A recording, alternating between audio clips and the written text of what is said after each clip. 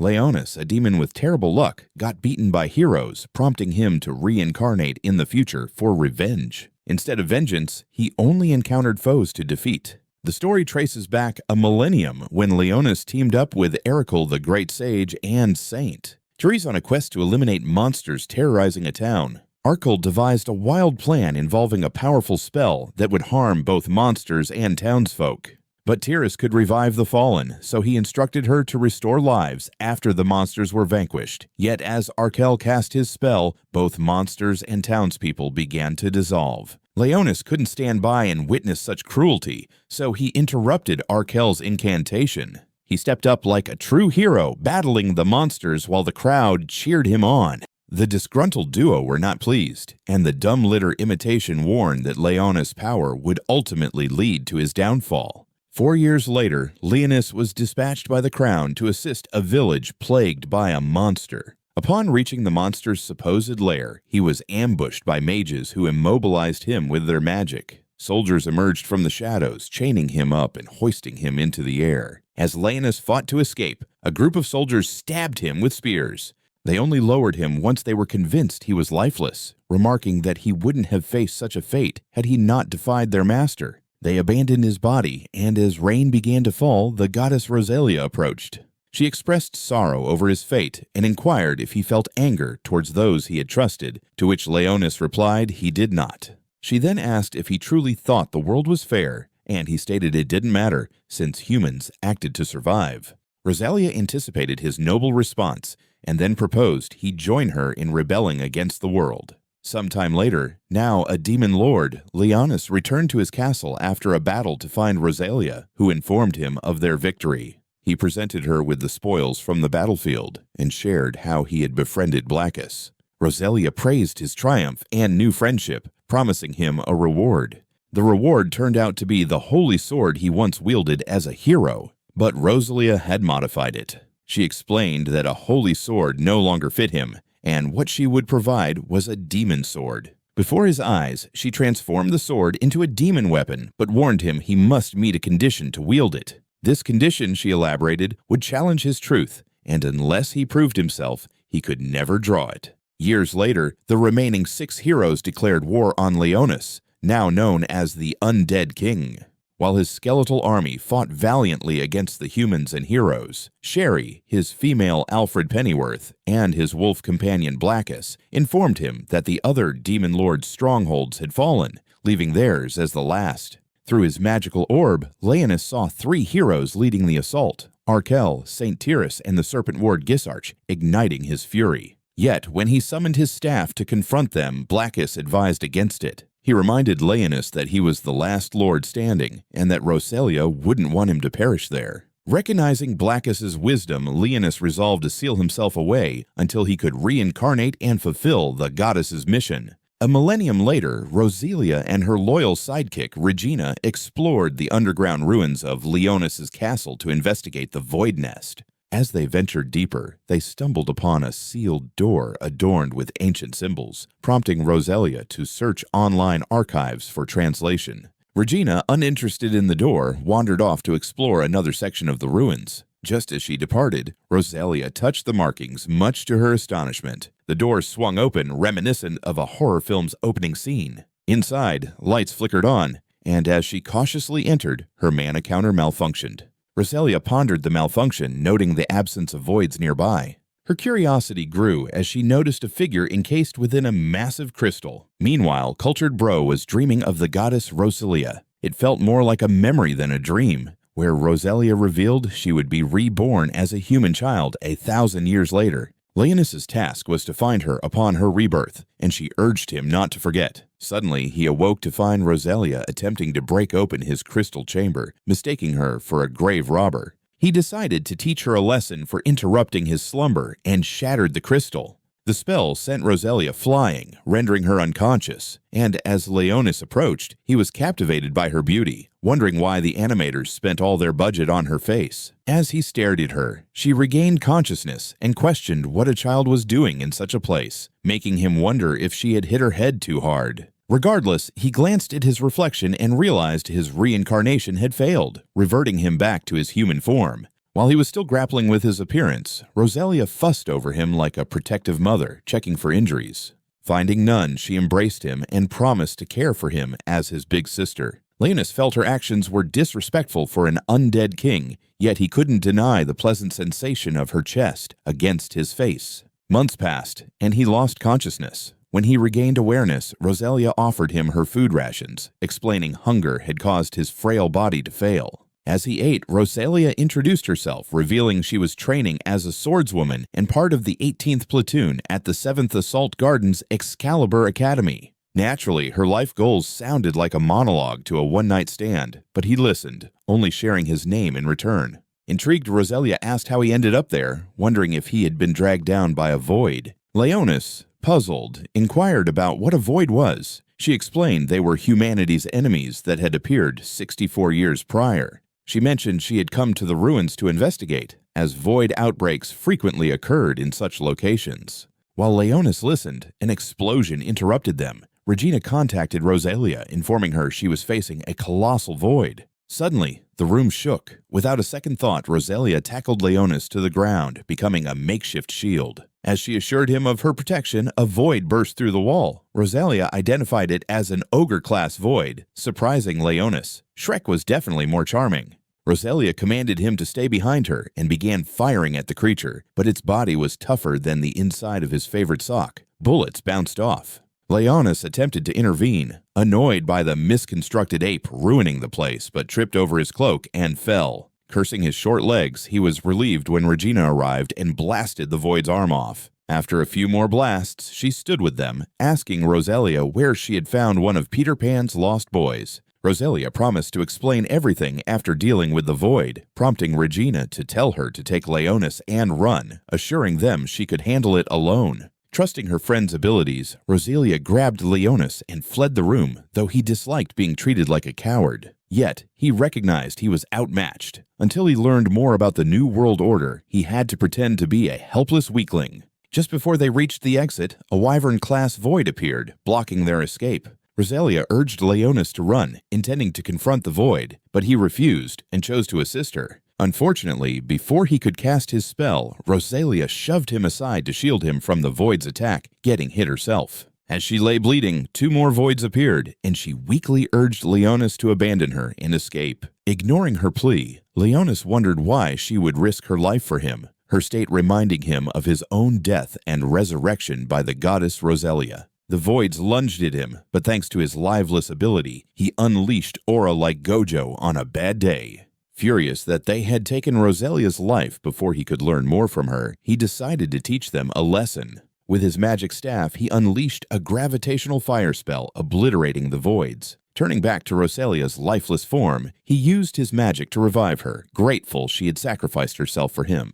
As her body returned to life, a mark appeared on her thigh, leaving him to wonder if she would forgive him. Suddenly, he heard Regina's voice through Rosalia's earrings, sparking his curiosity about how humans created such a device. At that moment, Rosalia awoke and immediately hugged Leonis, expressing her joy that he was safe. Eventually, she realized she was healed, and Leonis explained that he had used his magic to restore her. Unfamiliar with magic, Rosalia assumed he meant his holy sword, which possessed healing abilities. Playing along, Leonis asked about the holy sword, and she explained it was a power that developed in humans when voids began to appear. She mentioned these powers manifested as weapons, leading people to call them holy swords. She revealed she had yet to manifest her holy sword, but Regina had one, the same one she used against the void earlier. Just as she finished explaining, Regina found them and, surveying the area, asked if they had encountered another void. That's when Rosalia realized she had no idea what happened to the void that attacked them, prompting her to ask Leonis.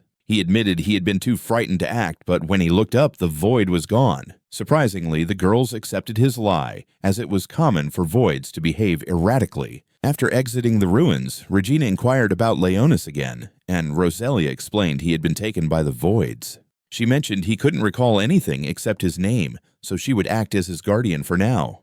They hopped on their bike, and as Rosalia rode toward the city, Regina introduced herself as Rosalia's maid. As they neared the city, Rosalia explained to the astonished Leonis that it was called the 7th Assault Garden, humanity's last bastion against the voids. Upon arrival, Leonis gazed around in wonder, remarking he never thought simple-minded humans could construct islands. Regina clarified that the assault garden wasn't an island, but a megafloat designed to traverse the sea and eliminate void colonies. While Leonis processed this information, Rosalia called someone to inform them she had sent the data from their investigation. She also mentioned Leonis and that she would return him to the dorms because he possessed a holy sword. Regina was impressed that a scrawny kid like him already had a holy sword, prompting Rosalia to boast about how he healed her. She reassured a confused Leonis not to worry, explaining he would be living with them in the dorm for Excalibur Academy students. She promised to handle all his enrollment paperwork and asked him to trust her, to which he expressed his gratitude. Once Regina departed, Rosalia directed Leonis to a specific door for examination, as it was protocol for newcomers. She assured him she would wait for him on the other side before riding off on her bike.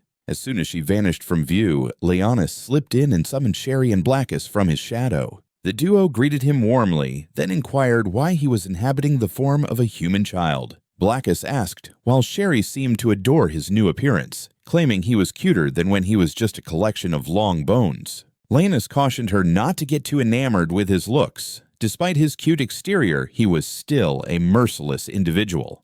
He informed them he needed them to scout the city while he kept a low profile and gathered intel at the academy. He also advised them against using their powers, as magic had become outdated with humans mastering American breathing. After parting ways, he entered the door Rosalia indicated, nearly blowing his cover due to being overpowered. He suppressed his mana to deceive the sensors, and upon reaching the other side, he discovered an ID card had been printed for him. Rosalia took the card from him and snapped a photo to arrange his holy sword inquiry. She clarified that the inquiry was necessary to document the characteristics of an individual's holy sword. Leonis viewed this as an inconvenience, but resolved to outsmart the Inquisitor to avoid questions about his abilities. They hopped on Rosalia's bike and rode into the city, where she would give him a quick tour of his new surroundings. As they neared the dorms, a foolish guy named Musil and his entourage approached, and upon noticing the tear in Rosalia's uniform, he began to mock her.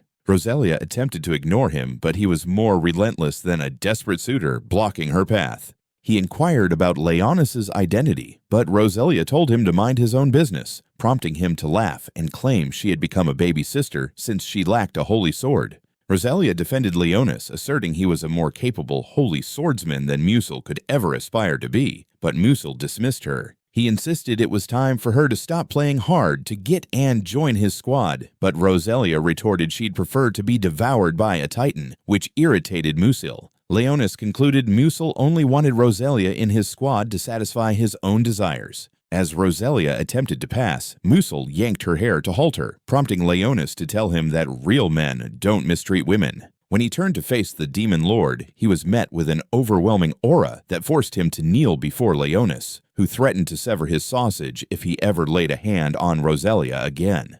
Frightened, Musil activated his holy sword, which Leonis thought resembled something borrowed from Voldemort, but before he could use it, Alfini approached and reminded him that using his holy sword in a personal conflict was against the rules. She also warned him that if he didn't leave, she'd send footage of the incident to the administrative board, so he backed off, but not before threatening to make Rosalia pay for rejecting him.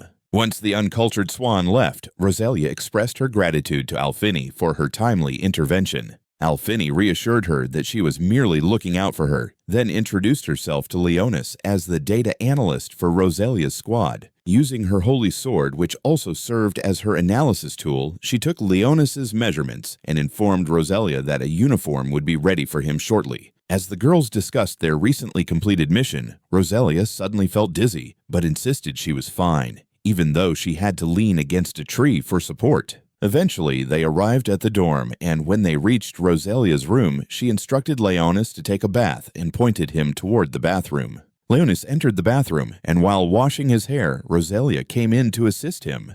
He was taken aback by her boldness, but she assured him there was nothing inappropriate about her actions. As she began washing him, she mentioned that after the inquiry, he could join any squad he desired and asked if he wanted to join hers. Leonis questioned her determination to be on the front lines without a holy sword. Rosalia replied that she didn't want to be a damsel in distress and wished to fight to protect those she cared for. While she spoke, The world around her began to fade, and before she realized it, she found herself on the floor, unable to move. Leonis touched her thigh, and the mark that had appeared in the ruins re-emerged. In the next moment, she sprouted fangs and started drinking his blood. But when she realized what she was doing, she pulled away. Confused, she questioned her actions, and Leonis explained it was a result of his healing. He clarified that he lacked the power to restore a lost life and revealed that she was actually dead. The next morning, Roselia woke up in her bed, puzzled about how she got there, as the last thing she remembered was lying on the bathroom floor.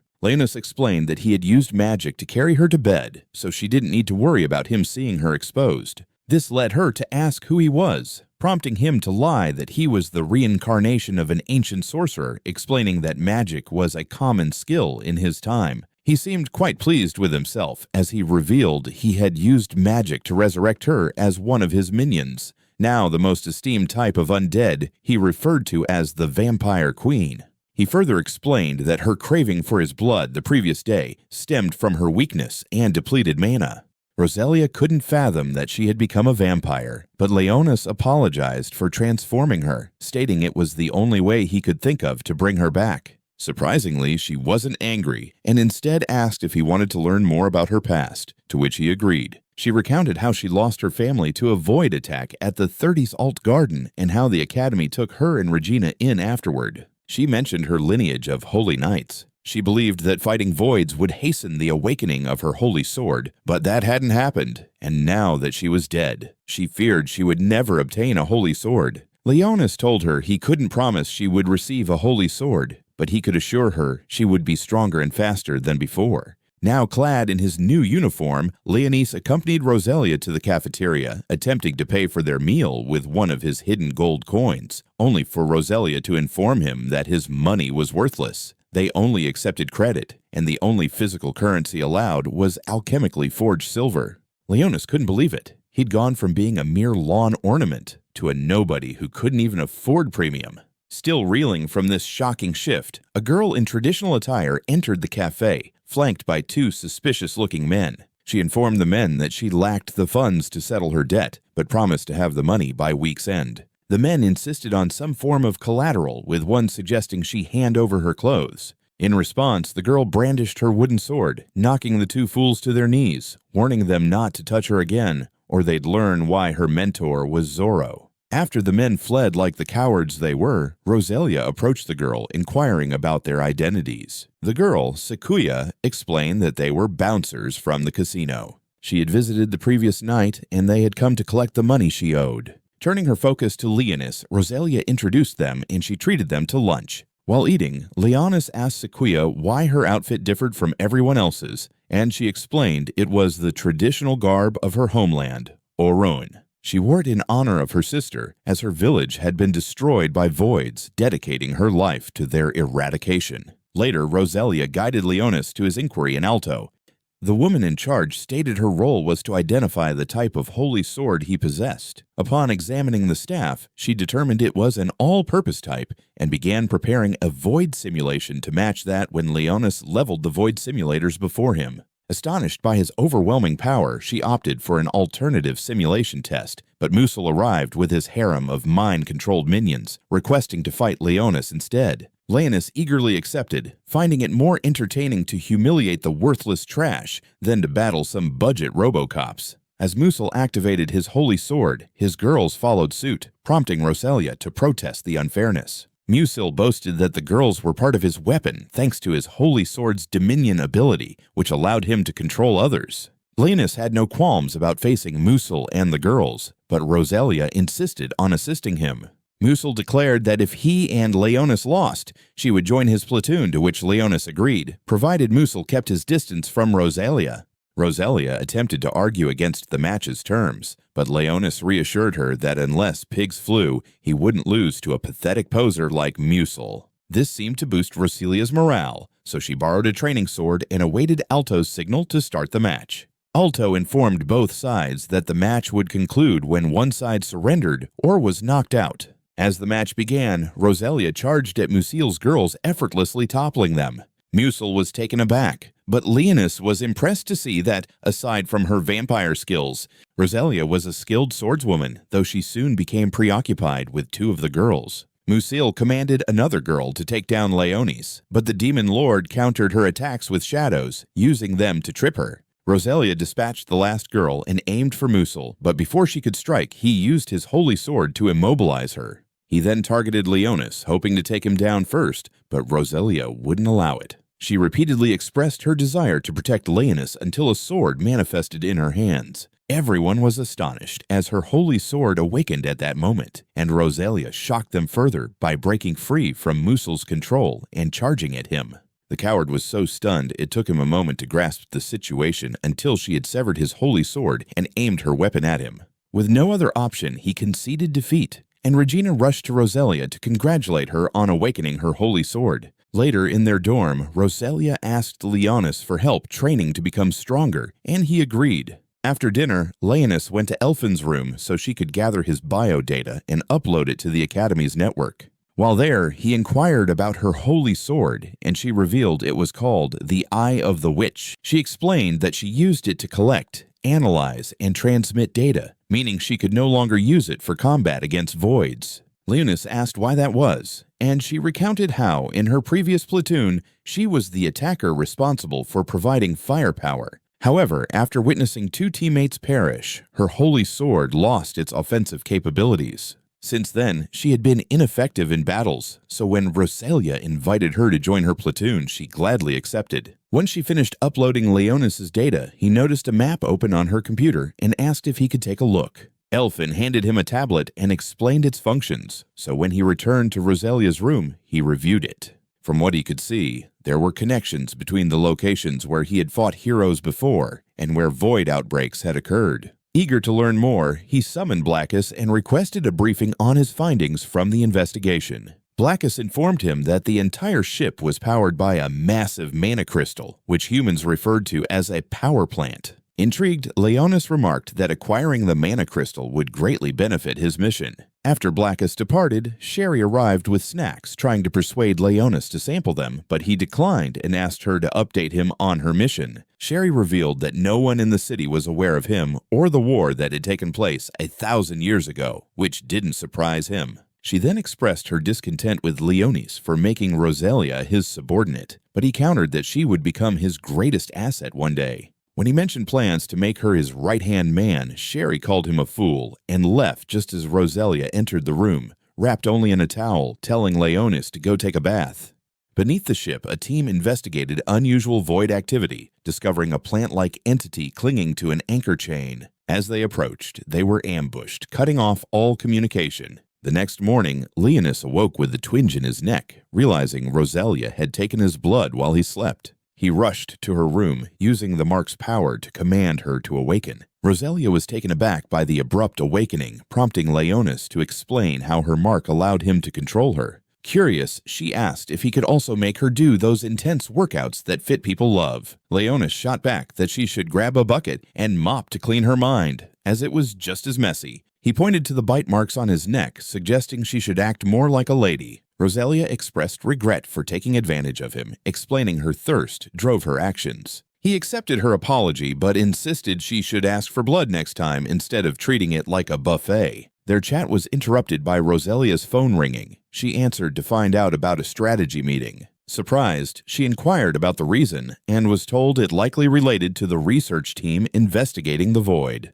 The team hadn't uploaded their findings yet, suggesting something unexpected had occurred. After hanging up, Roselia asked Leonis to train her since it was their day off, and he agreed. Meanwhile, the strategy meeting was underway with the ship's acting commander, military advisor, and board chairman present. They learned that the research team sent to explore the void had been completely wiped out. At the divisional commander's request, the scientists displayed the last image sent by the team before their demise. The void appeared to resemble plant roots, leading Al Tull to question if it was a void lord or a mutated version. The board chairman cautioned her against jumping to conclusions, reminding her that a void lord's appearance could mean trouble. This prompted the acting commander to order a follow-up investigation on the root void, preparing a reconnaissance squad. Later, while training, Leonis summoned a small part of his skeletal army for her to battle. After her fight, Rosalia was breathless, feeling accomplished, and thanked Leonis for the challenge.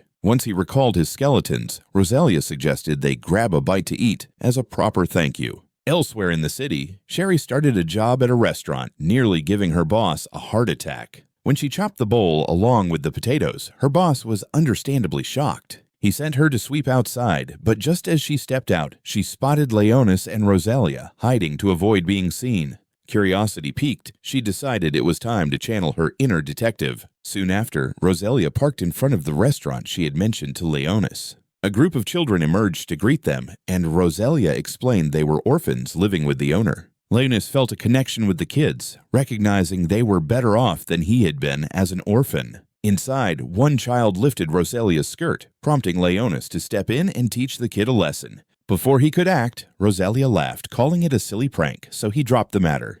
The restaurant owner soon appeared, and Rosalia introduced Leonis to her. The children swarmed him, eager to see his holy sword. Fortunately, Rosalia distracted them by mentioning donuts, making them forget about him. Meanwhile, the reconnaissance team at the void site found the root-like void had vanished. This puzzled them, but Alphena's sensors detected vibrations beneath the city. Sakuya sensed something was amiss, waking just as Reginald entered, both wearing troubled expressions. Some workers discovered the missing root, which had grown and spread. The higher-ups were soon informed about the missing root void, leaving the acting commander anxious. When Alto mentioned Elphiny was ready to brief them, the commander requested to connect her. Once Elphiny's video appeared, she informed the council that her holy sword detected micro-vibrations underground. After amplifying the vibrations and filtering out background noise, she found they weren't from a magical device. She also noted disruptions in magnetic fields, concluding there was void activity on the ship.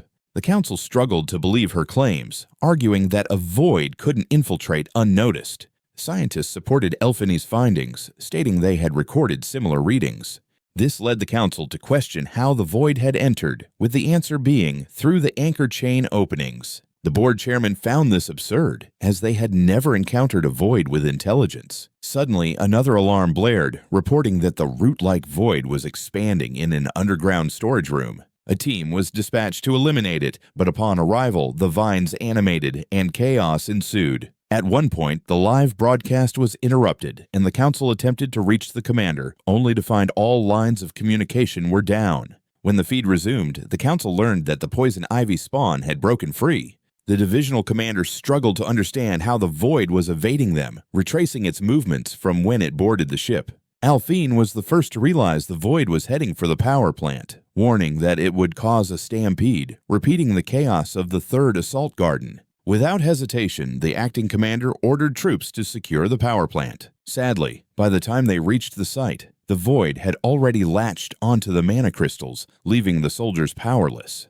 With no other option, the acting commander announced the ship would enter fortress mode and instructed civilians to evacuate to the shelters while military personnel readied for the stampede. Everyone sprang into action, and just as the void seized control of the power plant, evacuation alarms blared throughout the city. Rosalia and Leonis dashed out of the restaurant to assess the situation, and Rosalia nearly collapsed in shock at the sight of portals opening, letting voids invade the city. She watched as the city transformed into a massive weapon, firing upon the voids. Meanwhile, her platoon members assembled in their assigned districts to assist civilians in reaching the shelters. Regina inquired if Alphine had reached out to Rosalia, to which she replied that all communications were down. However, she reassured Regina that Rosalia was safe and would join them shortly. The girls soon joined the fray, taking down voids left and right. At the restaurant, Leonis admired the tower as it unleashed gunfire on the voids, but noticed Rosalia's distress over her inability to contact her platoon. She hurried back into the restaurant to gather everyone and lead them to safety, and while she was gone, Sherry suddenly appeared before Leonis. It struck him as odd that she showed up at that moment, but given the urgency, he directed her to find his platoon and assist them. After she left, Leonis attempted to join Rosalia and the others, but saw that voids had reached that area of the city, prompting him to alert Rosalia. Rosalia instructed everyone to stay inside while she and Leonis dealt with the voids. Outside, she activated her holy sword alongside Leonis, summoning his magic staff. When the voids attacked, Rosalia swiftly decapitated two, while Leonis incinerated the rest. Soon after, more portals opened, and additional voids descended into the city. Sakuya and Regnant easily dispatched the Oberklasse and Wyvern-class voids, but the situation worsened when a Hydra-class void dropped into the city. It was accompanied by Dragon-class voids, which began demolishing the tower's cannons. Leonis quickly realized he needed a high-level spell to defeat the dragon, so he asked Rosalia to handle the Ogre-class voids. As the spell completed, fireballs rained down on the voids,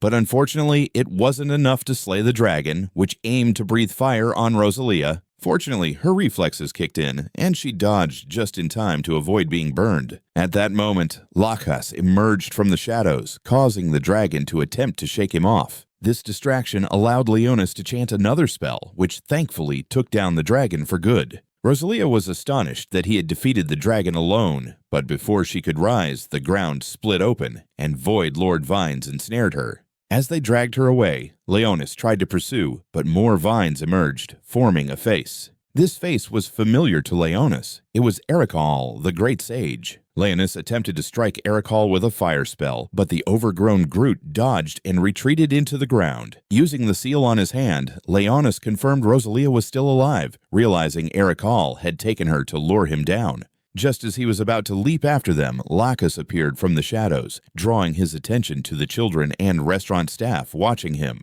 Leonis approached them, urging them to return inside as it was unsafe to be outside. They ignored his warning, but the older girl expressed their gratitude for his protection and pleaded for him to save Rosalia before it was too late. He assured the girl he would bring Rosalia back, but before rejoining Lachas, he erected a magical barrier around the restaurant and summoned 2 skeletons to guard it. Upon returning to Lachas, Leonis heard Elfin's voice from Rosalia's earrings, which had fallen off when that swamp monster grabbed her. He picked it up and explained the situation to Elfinia, pleading for her to use her holy sword to locate Rosalia. Elfin refused, stating the mission was too perilous for an inexperienced kid like him. She instructed him to go where she and the others were battling Ghidorah's younger brother, assuring him that the district's platoon would rescue her. Leonis countered that it would be too late and begged her to trace Rosalia's biosignature, which she eventually agreed to. A few moments later, she informed Leonis that Rosalia was at the power plant, prompting him to thank her before cutting off communication.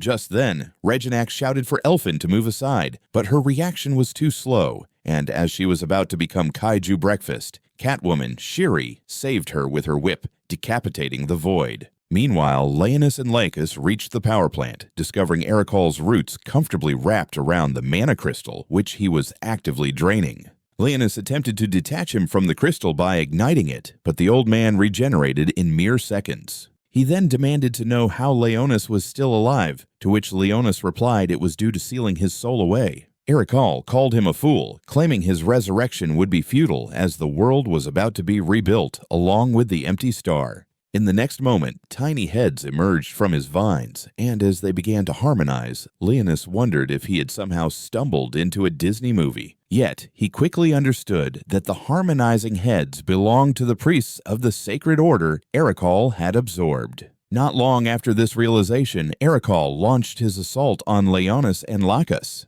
They dodged his roots and retaliated, but soon recognized their disadvantage within Ericol's expanded territory. To make matters worse, he could unleash multiple spells thanks to the extra heads. Meanwhile, Rosalia struggled against her bindings, but the more she fought, the more she bled. Undeterred, her only goal was to break free and assist Leonis, so she activated her holy sword. Fortunately, her vampire abilities kicked in, and with her blood, she formed mini blades to slice through her restraints. This moment allowed Leonis to locate her instantly. He shot her earring, infused with his blood, straight into her chest. Instantly, Rosalia's power surged, freeing her from her bindings and sprouting blood wings. Seeing Leonis, she dashed toward him, igniting Ericol's fury as he vowed revenge on Leonis. He began chanting a spell that Blackus recognized, predicting massive losses by the time it concluded, turning the ship into a replica of Liberio's port. Leonis reached the same conclusion and urged Rosalia to stall for him while he readied to confront Ericol.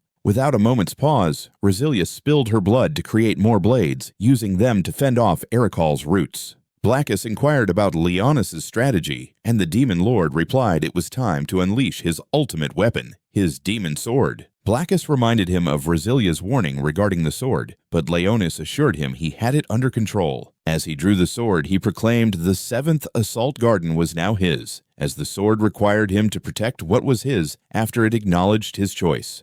He unleashed a devastating slash he named Ragnalost. With that, Ericol fell, and the chaos began to subside, allowing Rosilia and Leonis to return to the surface and reunite with their allies. Days later, as reconstruction efforts commenced, Leonis visited the library to research the city he claimed. However, when he attempted to access the vault, he was denied entry, and the artificial spirit in charge informed him he needed authorization from the Administrative Bureau. Leonis tried to charm his way into the vault, but the spirit insisted he submit a request. At that moment, Regina sneaked up and covered his eyes, but he quickly guessed her identity. Regina teased him, suggesting he should have played the fool and enjoyed the sensation of her melons against his back a bit longer. Leonis reprimanded her for such a suggestion and asked if she had followed him to the library, since he hadn't disclosed his whereabouts. She claimed it was mere coincidence and explained she had come to return some borrowed video software when she spotted him.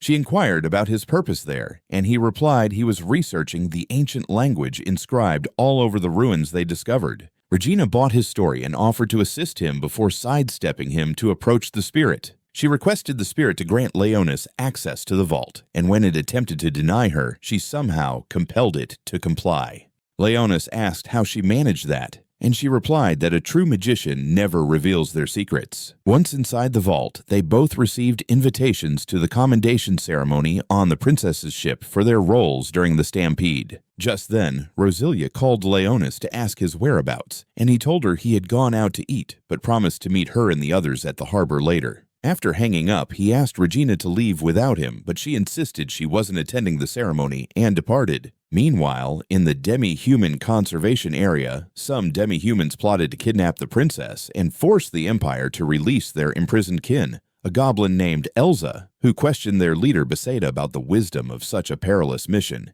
knowing humans wielded holy swords. Before he could answer, a dark elf named Sharnak, the wicked witch of Everdark Forest, approached them. She offered her assistance and suggested they hijack the princess's ship, taking her to the capital. The group seemed intrigued and asked how they could accomplish this, to which she promised to grant them powers far superior to any holy sword. She then presented her demon sword to Beseda, claiming it was a gift from the goddess. Beseda tested his new weapon, and the group was amazed at how effortlessly it sliced a tree in two.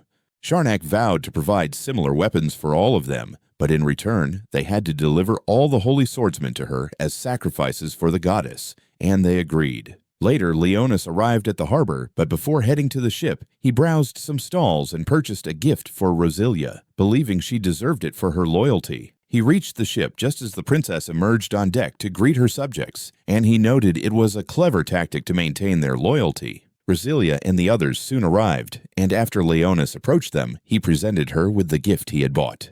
Rosilia expressed her gratitude, and after stowing the gift, she declared it was time to board the ship. But before they could, a try-hard named Azul Fenris approached them. She boasted about representing the student council president at the ceremony and asked Rosilia if she and her group were there for sightseeing. Rosilia replied that they were also invited to the ceremony, and just as it seemed they might start arguing, Alfini intervened. Fenris listened to Alfini, but before she walked away, she somewhat condescendingly congratulated Rosilia on awakening her holy sword. Leonis asked who the irritating blonde was, and Rosilia explained she was the Dracomalfoid to her Harry Potter. Meanwhile, the demi-humans infiltrated the ship, stealing the faces of the guards they killed to blend in. Later, after everyone had boarded the ship, the princess and her guards were ambushed on their way to the banquet hall. The demi-humans slaughtered her guards, promising her survival if she complied with their demands. The princess swiftly released her spirit animal, urging it to escape before Sharnak revealed her presence. Simultaneously, the remaining demi-humans seized control of the room occupied by the guests. Fenris attempted to be the hero, but Els fired at the guests, warning that her next shot would send someone to the afterlife if she wasn't disarmed. With no other option, she complied with Els's orders, but to prevent others from following suit, the oldest elf tossed an apple bomb. He threatened to detonate the bomb if anyone acted out, forcing everyone to surrender their phones and communication devices. The civilians were separated from Rosalia and the others, and when asked what they wanted, Gerd stated they sought the release of their kin. Fenris retorted that the crown doesn't negotiate with terrorists, which angered Gerd, but Elsa reminded him they weren't supposed to harm them. He stepped back, grumbling about why a goddess would require so many sacrifices. Curiosity piqued at the mention of a goddess. Leonis decided to investigate, telling Rosalia he was checking on the princess. After slipping away into the shadows, the girls huddled together to avoid drawing attention to Leonis's absence. Meanwhile, Sharnak manipulated artificial spirits to force the princess to activate the ship's engine, setting a course for a void reef. Basetta was taken aback and insisted the princess alter their course, but Sharnak dismissed their plans to rescue their kin. She then disclosed that she had her own agenda, and when Basetta attempted to attack, she twisted his demon sword and incinerated him. Terrified for his life, Giraffe fell silent, agreeing to comply with Sharnak's demands. Outside, a guard noticed the ship's movement and tried to figure out the reason, while the princess's spirit reached Regina. Upon touching the spirit, Reginette heard the princess's voice urging it to seek help. Realizing something was amiss, she seized the spirit and leaped onto the ship just before it departed the port. By chance, she encountered Leonis in the corridor, and when he inquired about her presence, she revealed her sister was in peril. She then disclosed her identity as the fourth princess of the Empire, born under a bad omen. This was due to her birth, coinciding with the night a red star, dubbed the Scarlet Calamity, illuminated the sky. She explained that the king had ordered her execution, but Rosalia's grandfather persuaded him to spare her life. He entrusted her to Rosalia's father, who raised her alongside Rosalia as her maid, concealing her true identity. She mentioned that only her platoon members were aware of her secret, and she had come to the harbor to catch a glimpse of her sister. However, she sensed her spirit, and since all family members could connect with spirits like the avatars, it alerted her to her sister's danger, prompting her to board the ship. Leonis informed her that the princess had been taken by demi-humans and added that the banquet hall was also under their control. He explained that he had slipped away to search for the princess and invited her to join him. Regina eagerly accepted and set the spirit down to guide them to the princess. In the banquet hall, Aflini informed Rosalia that she had analyzed the bomb's features using a hidden drone behind the chandelier. She revealed that the elf's wand served as the bomb's trigger and requested Rosalia to buy her time to delay its activation. Rosalia spotted a fruit fork on the floor behind her and used it to pierce her finger, activating her powers. At that moment, Leonis and Regina arrived on the bridge, only to find that Sharnak and the princess had vanished. Regina noticed they had disabled the control panel, preventing her from steering the ship away from its set course. Leonis suggested she connect with the princess through the spirit, but Regina declined, fearing her identity would be exposed. The demon lord reminded her that her purpose for boarding the ship was to rescue her sister, so her identity didn't matter. Regina contemplated his words and decided to reach out to the princess, successfully making contact after a few moments. The princess inquired about her identity, and Regina explained she was a passing spirit medium who had found her spirit. She then asked where the princess was, and the princess replied they were en route to the flight deck. Regina assured her she would come, but the princess urged her not to and implored her to prioritize changing the ship's course. She explained that the ship was headed for a void reef, and the only way to alter its course was to connect to the spirit monitoring system in the lower deck and input the access code. She provided Regina with the access code and pleaded for her to hurry before it was too late. When the connection was severed, Regina informed Leonis where to find the princess, promising to bring her back safely before jumping out of the window to the deck below. In the banquet hall, Rosalia used her blood like a thread, connecting it to the elf's wand without anyone noticing. Before she could signal to jam the bomb, Fenris began taunting the demi-humans. Dyrd attempted to silence her, but while threatening her, they heard a plate shatter. The culprit was Sakia, who had untied herself because she was hungry and needed her hands free to eat. Dyrd approached her in anger, but Ulza cautioned him to be wary, noting from Sakia's attire that she was one of those ore and adrenaline junkies. Just then, Fenris stood up, and since she loved making everything about herself, she claimed dibs on fighting Gerder. The foolish wolf fell for her taunts and charged at her, but she effortlessly knocked him to the ground, proving she earned her black belt legitimately. Risalia and Elfin seized the distraction to execute their plan, disarming the old elf before he could trigger the bomb. Ulza attempted to intimidate everyone with her firearm, but Sakia swiftly knocked her out using the hilt of her sword. Fenris activated her sacred sword, transforming it into ice wolves, and commanded them to assault Girder. The elf remained the last one in Risalia, easily taking him down before reprimanding Fenris for nearly sabotaging their plan with her loudness. After rescuing all the captives, Risalia tried to reach Leona but couldn't connect. Suddenly, the children pointed out the windows, realizing the ship had entered a void reef. The voids wasted no time breaching the ship, prompting Fenris and Sequia to fend them off, while Elfin and Risalia guided everyone out. Liam reached out to Risalia via the keychain he had given her, instructing her to assist Regina. She rushed off, and upon finding Regina, they took down a void before hurrying to the lower deck.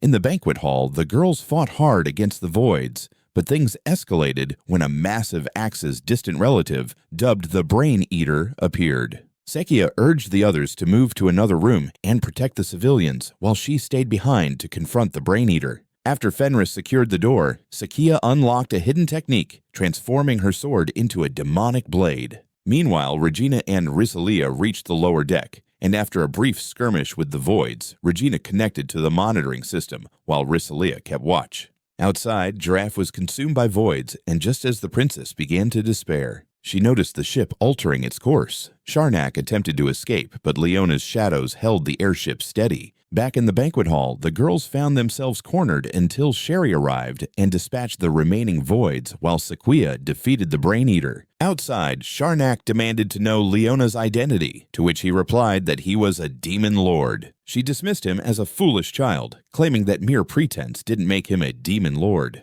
However, Leona's proved his authenticity by countering the spell she attempted to cast on him.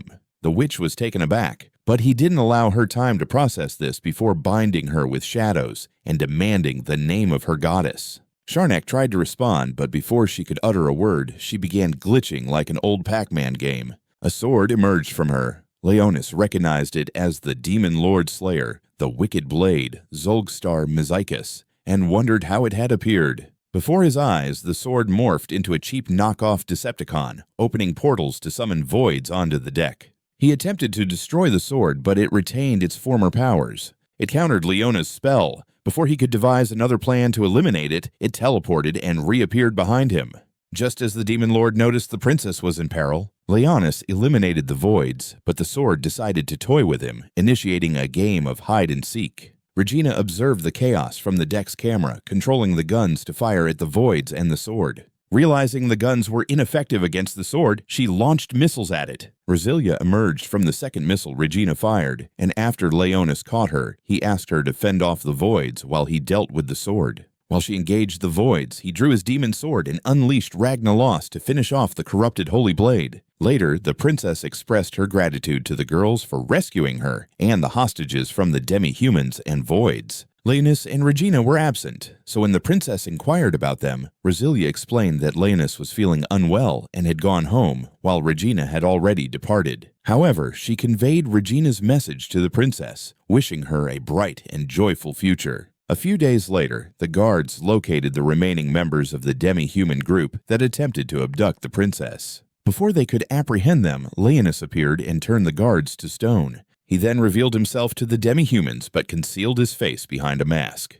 He forced the demi-humans to kneel when they attempted to resist, stating that their continued existence was due to his generosity. He introduced himself as Zolvals, declaring himself a demon lord and the rightful ruler of the world. He urged them to dedicate their remaining NPC lives to serving him if they wished to avoid capture by humans. With no other option, they pledged their loyalty, and he created an underground labyrinth for them to reside in until he required their services. Unfortunately, before he could make a grand exit, Rosilia called his phone, and upon answering, she demanded to know his whereabouts. He quickly hung up and resumed his act as a low-budget overlord before vanishing into the shadows, leaving his new minion bewildered. Upon returning to the dorm, he removed his mask and cloak before stepping out to find Rosalia. It didn't take long to locate her, as she had forgotten to lock her door while getting dressed. So being a gentleman, Leonis turned away. At that moment, Regina walked in and, seeing them both, asked if she was interrupting something.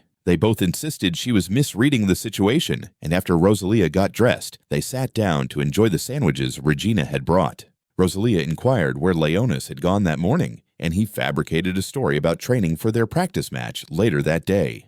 The girls praised his decision, emphasizing the need to perform well to defeat Fenris' platoon and advance. A few hours later, the practice match commenced, with Rosalia and Leonis teaming up to capture one of Fenris's flags. Alfini was tasked with guarding her platoon's main flag, while also overseeing the rest of her team. Regina and she made a great team, but Sakuyavet got carried away, pursuing Fenris's ice wolves. From the bleachers, Alto deciphered the 18th platoon's strategy and shared it with the council, noting its potential, but warning of the risks. Suddenly, an ice wolf lunged at Rosalia. As she swung to defend herself, another crept up and bit her leg. Leonis took down the wolf, but the ice burn on Rosalia's leg lingered, causing her pain. Fenris revealed herself, mocking Rosalia for falling into her trap, but Rosalia shot back, telling her to drop the arrogance. She questioned why Fenris was guarding a sub-flag when she was the captain, to which Fenris replied it was her chance to fight. With newfound confidence, she disclosed her platoon strategy, and that's when Rosalia realized they had been playing into Fenris's hands. Leonis respected Fenris's cleverness, but reminded himself that it didn't excuse her title as the most annoying character. Fenris declared that defeating her would guarantee a flawless victory, then transformed her wolves into boxing gloves. One of her subordinates charged at Leonis, but he knocked her out in under a minute before refocusing on Rosalia and Fenris. Fenris slammed Rosalia against a tree, encasing her in ice, but Rosalia vowed she wouldn't let herself be defeated. She also spouted some motivational speaker cliches, and once she finished, she broke free from her icy restraints.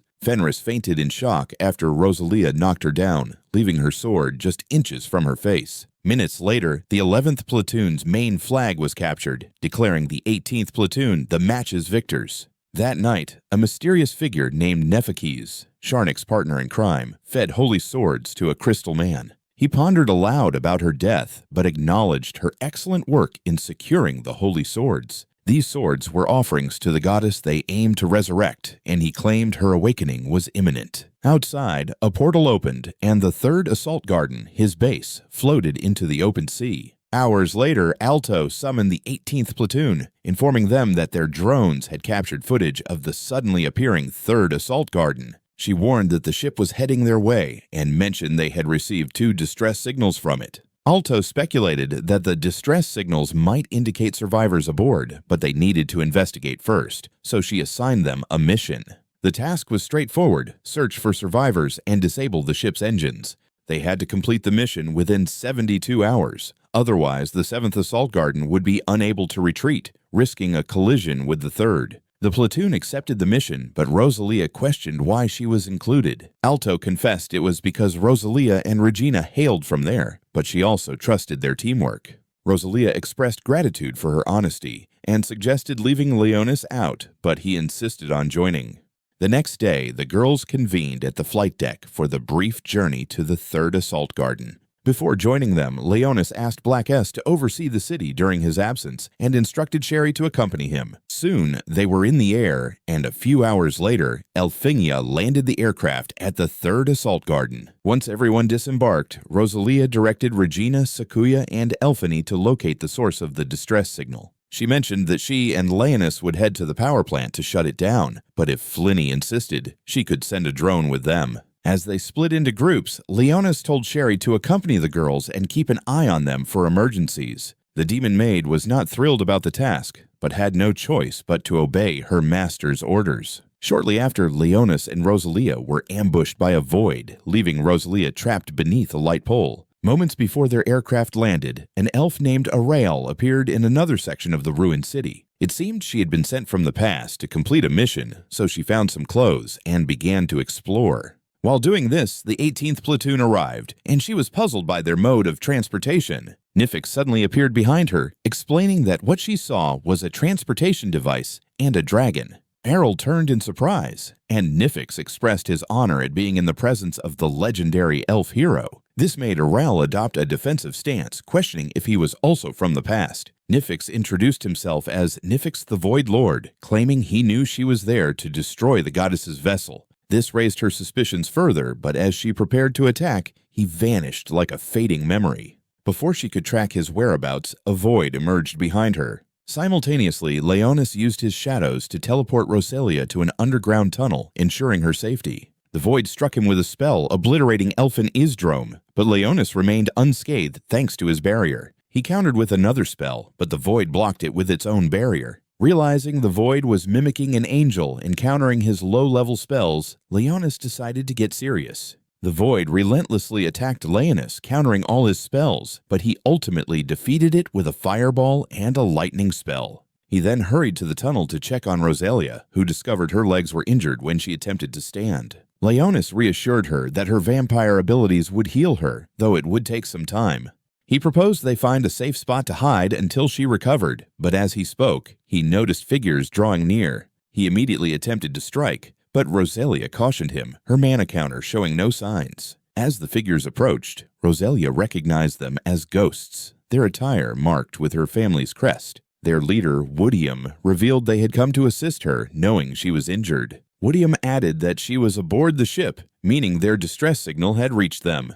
Curious, she inquired why ghosts would need to send out a distress signal. Woodium clarified that it was a warning. The 7th Assault Garden faced a stampede threat. He mentioned a new Void Lord had taken residence in the ruins, tampering with a mana crystal. Once it absorbed enough energy, chaos would reign as it awakened. Rosalia concluded they needed evidence of the Void Lord's presence to alert the 7th Garden for evacuation. Woodium assured her of their assistance, but suggested she accompany them to her family's estate until she healed. Leonis helped her to the surface, and Rosalia was taken aback to see the ghosts had arrived in a limousine. Leonis found it impressive how his skeleton horses had drawn the limo, eager to speed up. Meanwhile, the others ran into Arle, who mistook them for Nefakes and challenged them to a duel. Secudia, the only skilled swordsman, accepted the challenge and engaged Arle in combat. Minutes into the fight, she overpowered Arle, admitting her victory was due to Arle's injuries. Inside the limo, Rosalia requested a blood refill, and Leonis offered his neck, realizing too late she might drain him.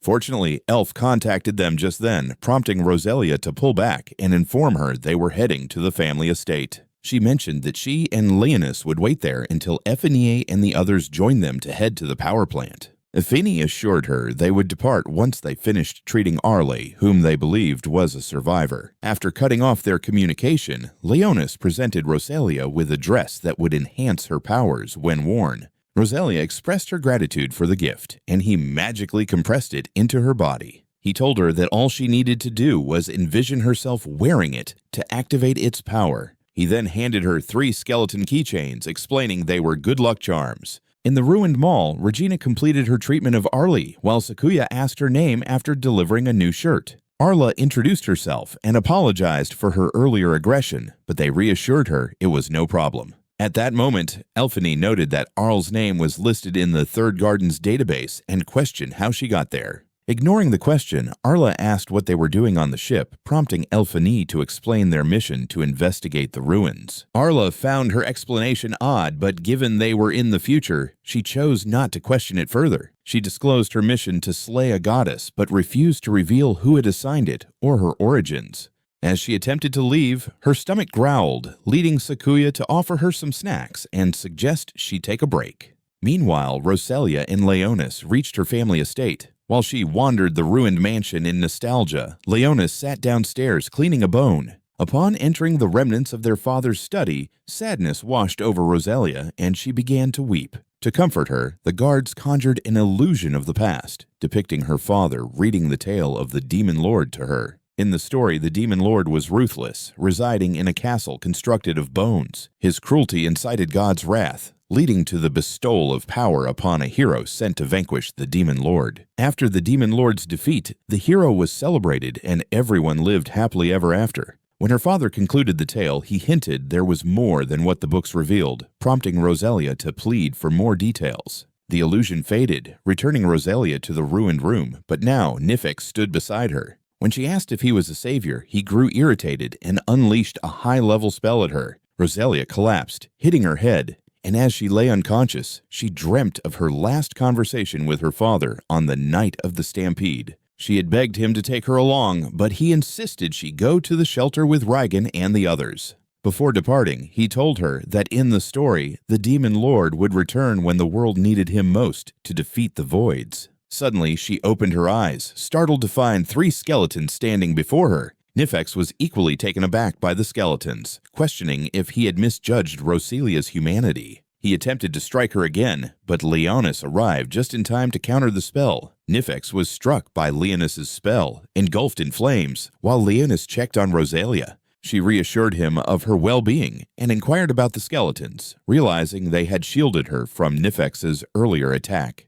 Leonis explained they were the keychains he had given her in the limo, and the skeletons introduced themselves as the 3 warriors of wrongness. As they argued over who had defended Rosalia first, Nifex rose from the floor, allowing Leonis to get a proper look at him. The demon lord was taken aback to find him alive, convinced Nifex had perished alongside his master a millennium ago. Nifex lunged at Rosalia once more, but Leonis stunned him with an ice spell that countered his flames. He inquired about Nifex's presence, but before a reply could come, the ground trembled violently. Nifex chuckled, claiming that Saint Tyrus had successfully become the goddess's vessel. Leonis pressed for the identity of the goddess, but Nifex evaded the question and opened a portal to escape.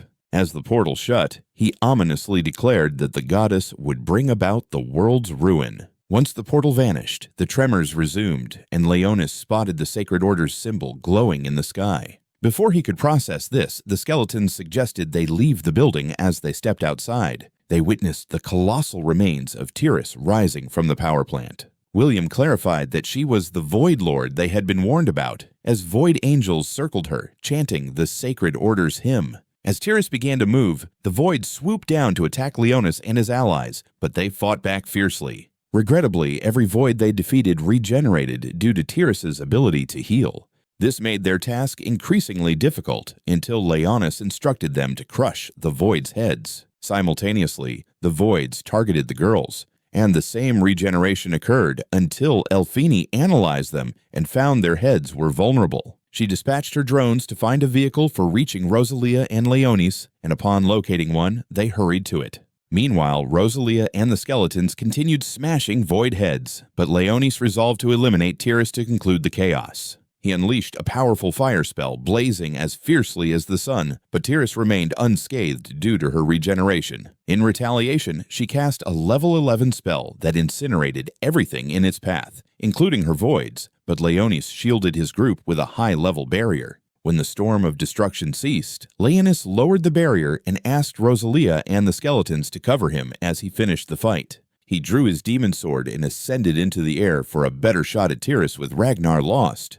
However, as he prepared to strike, the sword began to resonate, and he heard Rosalia's voice from within Tyrus. She questioned whether he truly intended to kill her with the sword she had gifted him, leaving Leonis bewildered by her presence inside the Void Lord. Eventually, frustration took over, and he unleashed his sword's power, but Tyrus absorbed the blow and countered with magical arrows. The arrows struck everything around, including Leonis, causing him to crash to the ground. Rosalia attempted to reach him, but halted when she saw Tyrus preparing another level 11 spell. Torn between rushing to Leonis and stopping Tyrus, Rosalia activated the dress Leonis had given her. Using her blood as a power source, she launched a slash toward Tyrus, and upon impact, she crumbled. Rosalia dashed to Leonis' side while the skeletons defended them, only to find him on the brink of death. Weakly, Leonis urged Rosalia to drink his blood and then leave, but she refused, embracing him tightly. She pressed her bloodied hand against his wound, beginning to transfer her blood to him. During this, Leonis recalled a moment when Rosalia had told him that if she ever became something else, he should slay her. The old Leonis had said he couldn't promise that, so she urged him to find the real her. In the next instant, Leonis opened his eyes, sat up, and vowed that the false goddess would fall to his sword. He expressed gratitude to Rosalia for saving him and requested a piece of her dress. Rosalia cut off a piece and handed it to him, which he used to mend his torn shirt. He was a classic man who despised disarray. As Tyrus began to rise again, he informed Rosalia that he would finally vanquish her. The only issue was that he had expended most of his mana in the initial attack and needed time to recharge. William and the other spirits approached, asking him to convert their souls into energy. They suggested that if their souls fell short, he could use the souls of those who perished during the stampede, still trapped there. This revelation made Leonis realize that Tyrus's resurrection power was what allowed the ghosts to maintain their astral forms. William implored him to grant them this final wish, and Leonis agreed, but as he began to gather the other souls, he assigned William a task. He summoned some skeletons and fused their souls with them, enabling them to join Rosalia in battle for the first and last time.